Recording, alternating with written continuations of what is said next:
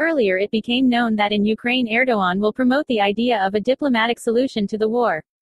Turkish President Recep Tayyip Erdogan during his visit to Ukraine will offer his Ukrainian counterpart Vladimir Zelensky to organize a meeting with the head of the Kremlin, Vladimir Putin.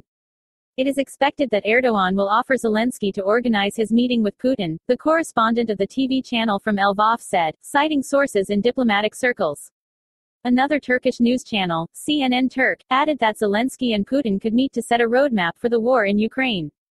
As the TV channel recalls, Zelensky 4 times proposed a bilateral summit with Putin, but this proposal was rejected by Moscow with the answer, "There is no specific issue for the leaders to decide."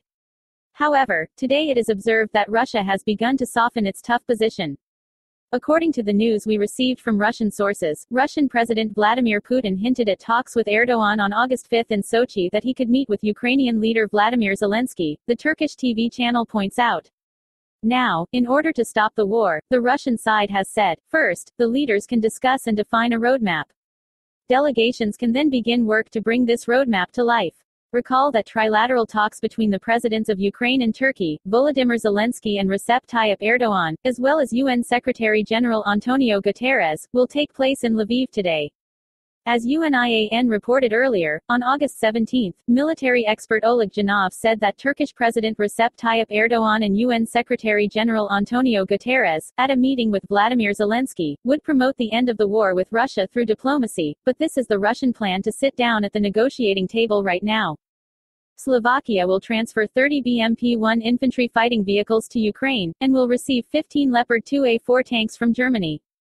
This was announced by the Minister of Defense of Slovakia Jaroslav Nagy, writes, European Truth, with reference to actuality. We will receive at least one vehicle before the end of the year, the head of the Defense Ministry said about the supply of Leopard 2A4 tanks to Slovakia. The rest of the German tanks are expected next year. The necessary ammunition, spare parts and comprehensive training will also be supplied. Nagy also denied reports that Slovakia would send Ukraine 30 T-72 tanks. At the moment, we are not considering the possibility of sending T-72 tanks to Ukraine, he said. The possible shipment of Slovak tanks to Ukraine was previously reported by Business Insider. Earlier, Nagy denied that his country had already transferred MiG-29 fighters to Ukraine. Back in early July, Slovak Prime Minister Eduard Heger suggested that his country could transfer its MiG-29 fighter jets and Soviet-made tanks to Ukraine, but declined to disclose the details of these discussions. According to British intelligence, the Russian Federation began to create a barge crossing near the damaged Antonovsky bridge near Kherson. According to European Pravda, this is discussed in the review of the war in Ukraine for August 23. Over the weekend, the Russian Federation most likely began moving barges in such a way as to create a substantial floating bridge across the Dnieper next to the damaged Antonovsky. If this makeshift bridge is completed, it will almost certainly increase the capacity for crossing the Dnieper, compared to ferries.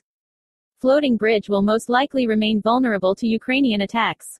In the review for the previous day, it was said that Russia is trying to motivate the militants of the Puppet (LDPR) to strengthen its group of troops in the Donbass. The problems are compounded by Russia's classification of the war as a special military operation, which limits the state's powers of legal enforcement. The United States of America (USA) will announce a record $3 billion military aid package on Ukraine's Independence Day. The publication, citing unnamed officials, writes that the U.S. administration will announce a new military package tomorrow, August 24, 2022. According to them, the money will be used to finance contracts for the supply of drones, weapons and other equipment. Although it is possible that during the year they will not yet appear on the battlefield. The funds will also be used to train and equip Ukrainian troops to ensure their combat readiness for years to come. Unlike previous packages, the new funding is largely aimed at helping Ukraine strengthen its defense posture in the medium to long term.